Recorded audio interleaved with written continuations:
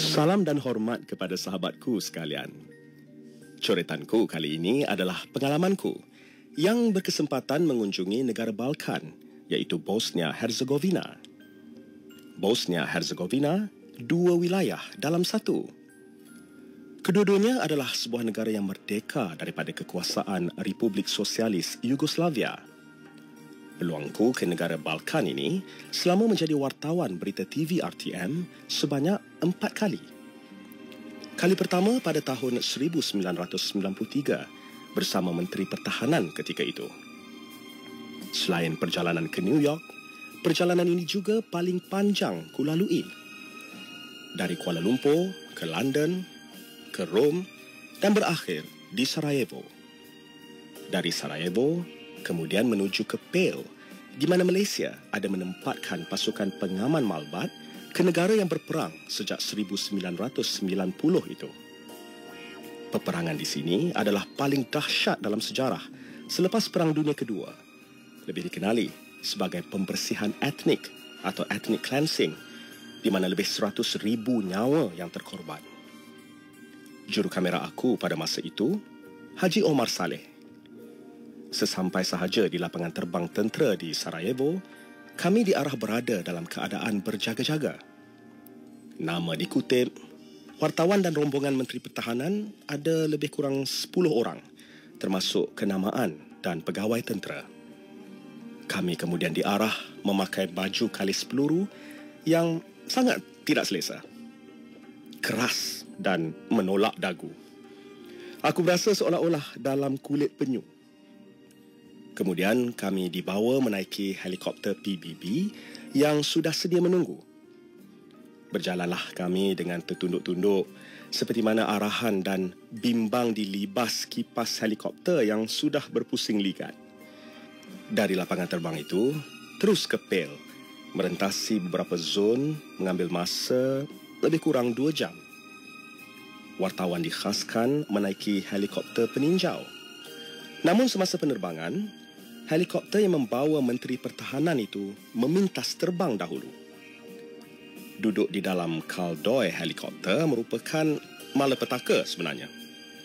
Terasa tengkuk seolah-olah ditolak oleh baju perisai berkenaan hingga menyakitkan pangkal telinga. Namun kesemua wartawan masih boleh tidur lena. Konflik Bosnia ni sebenarnya agak complicated atau agak sukar sedikit. Bosnia di utara dan Herzegovina di selatan. Ada 3 etnik terbesar yang mendiami negara itu, iaitu Bosnia, Kroat dan Serbia. Ketiga-tiganya bertelagah antara satu sama lain ketika etnik-etnik berusaha menuntut kemerdekaan dari Yugoslavia. Apapun, masing-masing cuba mempertahan wilayah mereka. Namun, Serbia lebih agresif yang cuba menguasai negara itu. Pada masa itulah, Serbia dibantu oleh tentera JNA. Nama tokoh-tokoh pembunuh terkenal termasuk Radovan Karadzic akhirnya ditangkap dan dipenjarakan.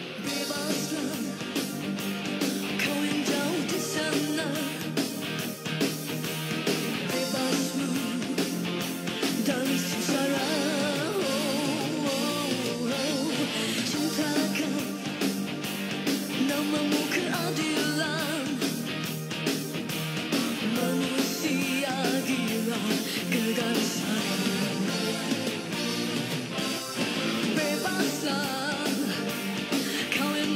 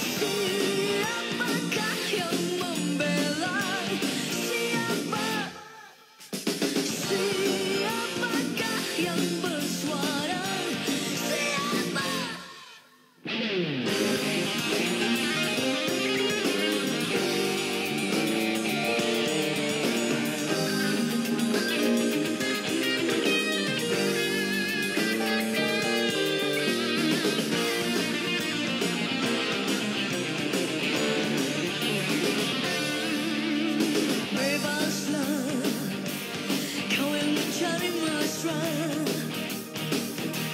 bebasmu dari derita. Rindukan kau yang maha penyayang. Dunia ini gila peperangan. Dari Somalia ke Palestina, siapa yang membela? Anak Bosnia kini diperkosa, siapakah yang bersuara? Siapakah yang membela? Siapakah yang bersuara? Siapakah yang membela? Siapakah yang bersuara? Siapakah yang membela? Siapakah yang bersuara? Siapakah yang membela? Siapakah yang bersuara? Siapakah yang membela? Siapakah yang bersuara?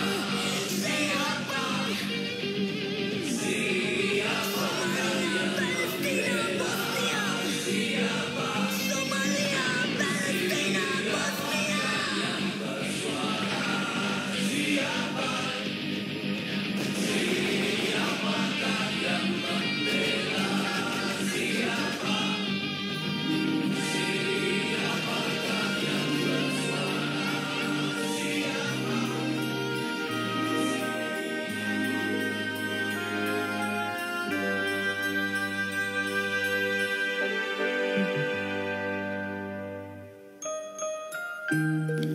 Radovan telah membunuh lebih 8,000 orang, termasuk kanak-kanak di Sarvanika. Wanita Bosnia Muslim, Kroat, dirogol, dibunuh. Walaupun dia telah dijatuhi hukuman di Mahkamah Antarabangsa di The Hague, namun kesannya masih ada hingga sekarang ini. Sewaktu masing-masing lena, aku yang tak selesa dapat menghidu kekecohan di bahagian buritan helikopter berkenaan. Dua pegawai tentera PBB berbangsa Inggeris berada dalam keadaan kelam kabut, memasukkan magazin peluru ke dalam laras machine gun. Aku cuba mendengar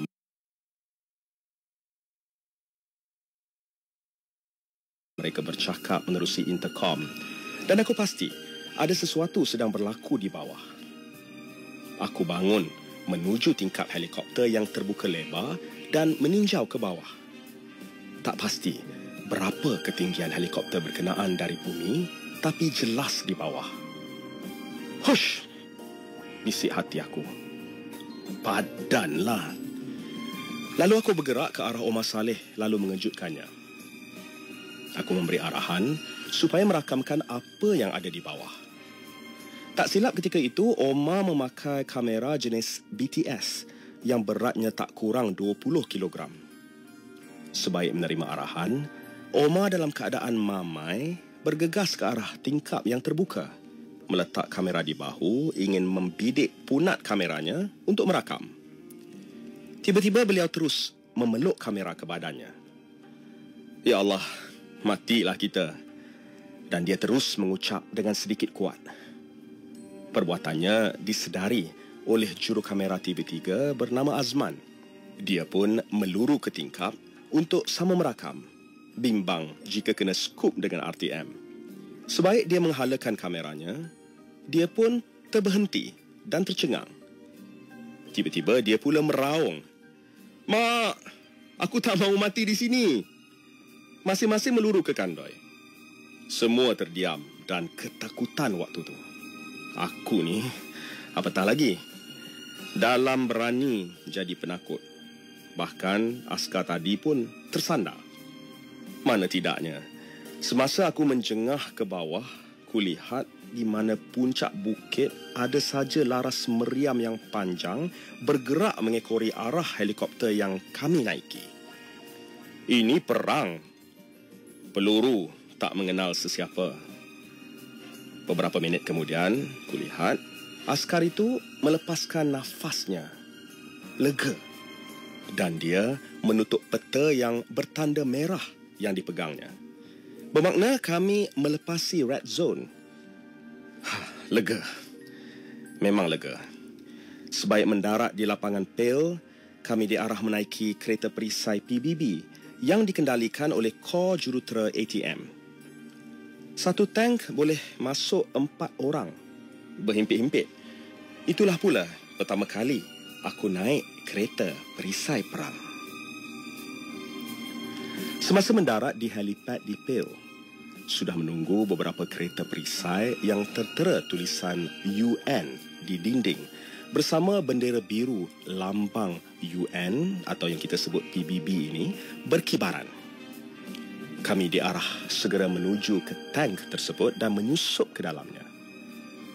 Bila berada dalam tank, suasana sejuk di luar tadi menjadi panas. Tank itu berbau diesel yang menyengit. 4 orang memasuki satu tank dan ia dikendalikan oleh 2 orang pegawai. Seorang pemandu dan seorang pembantunya. Rasa terharu pula bila kedua-duanya ialah tentera Malaysia. Mungkin dari Kor Jurutera ATM. Berhimpit-himpitlah kami kerana ruangnya tidak luas dan tempat duduknya hanya daripada papan pelayut. Seorang pegawai tentera menyambut kami dengan cukup baik dan tersenyum sambil memberikan penerangan. Bagaimana perjalanan tadi? Tanyanya sebagai memulakan perbualan. Aduh, menakutkan tuan, balas Omar. Omar banyak bercerita dan tinggi pengetahuannya mengenai persenjataan. Dia bertanyakan jenis, keadaan tank dan pelurunya.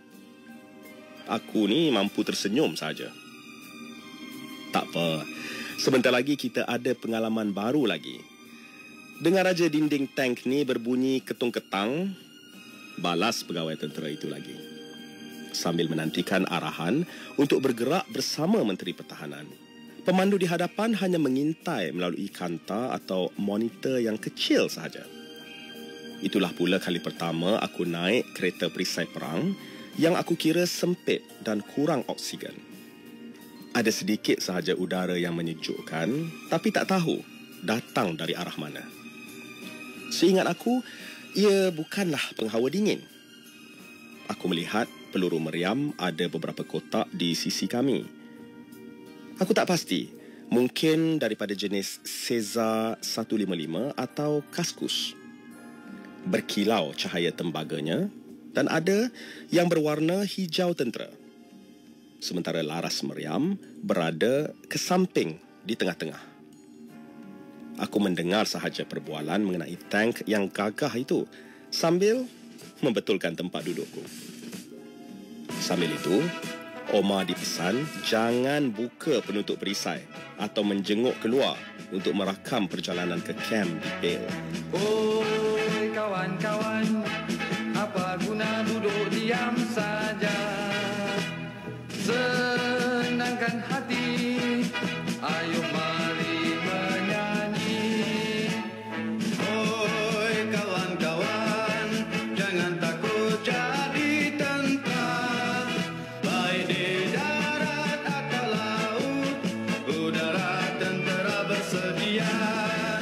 Jikalau kita dalam tentera, mestilah bersiap sedia. Janganlah asyik ingat bini, musuh datang kau tentu cabut lagi. Oi dengar kawan, jangan murang termenung-menung. Ada kekasih kena tinggal, kini kau dah mula jadi baral.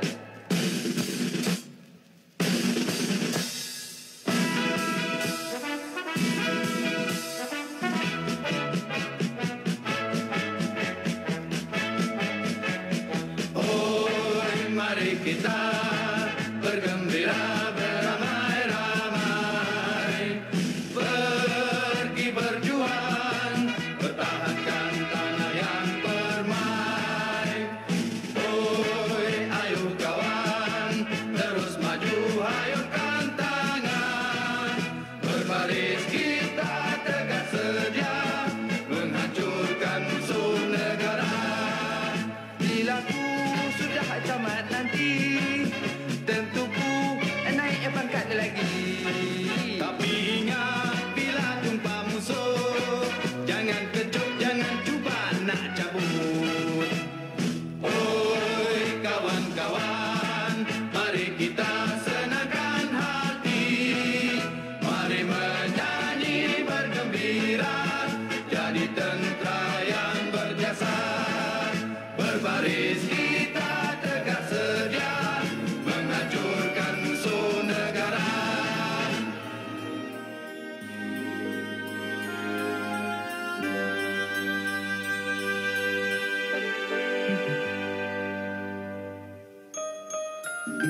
Tank kemudian bergerak dan terasa macam atas jentolak.